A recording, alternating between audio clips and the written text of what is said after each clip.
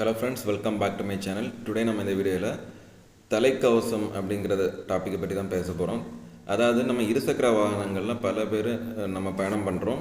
நெடுஞ்சாலைகளில் பெரிய போக்குவரத்து நெரிசல் மிக்க பகுதிகளில் நம்ம பயணம் பண்ணும்போது இருசக்கர வாகனத்தில் குறிப்பாக நம்ம போகும்போது தலைக்கவசம் அப்படிங்கிறது மிக மிக முக்கியமாக நம்ம அணிய வேண்டிய ஒரு விஷயம். இந்த தலைக்கவசம் அணிவறதுனால நம்ம மக்கள் நிறைய பேர் பெரும்பாலான விபத்துகள் நேரிடும்போது தங்களோட உயிரை பாதுகாத்து கொள்வதற்கு மிகப்பெரிய ஒரு காரணமாக இந்த தலைக்கவசம் அமையுது.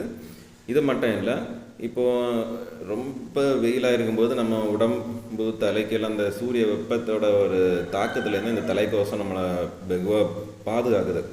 ஸோ நம்ம நெடும் பயணம் இருசக்கர வாகனங்களில் மேற்கொள்ளும் போது இந்த தலைக்கவசம் அப்படிங்கிறது நமக்கு ரொம்ப ரொம்ப பயனுள்ளது அப்படிங்கிறத யாராலையும் மறக்க முடியாது.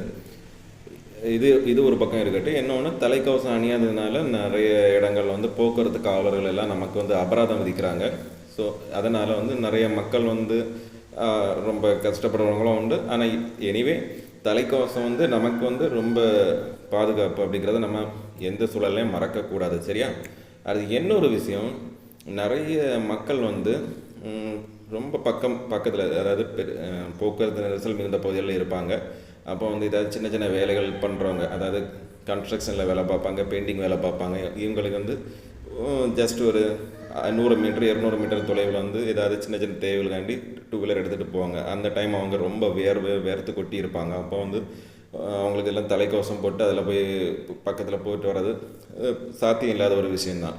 அப்போ அந்த இடத்துல எல்லாம் தேவையில்லாமல் அவங்க அபராதம் விதிக்கக்கூடியதுக்கும் அபராதம் செலுத்தக்கூடிய ஒரு சுச்சுவேஷன் எல்லாம் மாட்டுறாங்க.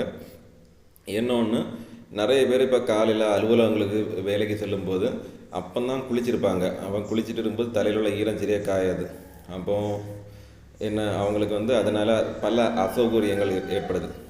அதனால் நம்ம எப்போவுமே தலைக்கவசம் அணிகிறதுனால நமக்கு நல்லதாக இருக்குது, கெட்டதாக இருக்குது. ஸோ அதுக்கேற்றாப்புல நம்ம ஒரு முன்னெச்சரிக்கையாட்டு செயல்படணும். அதுதான் என்னோட கருத்து.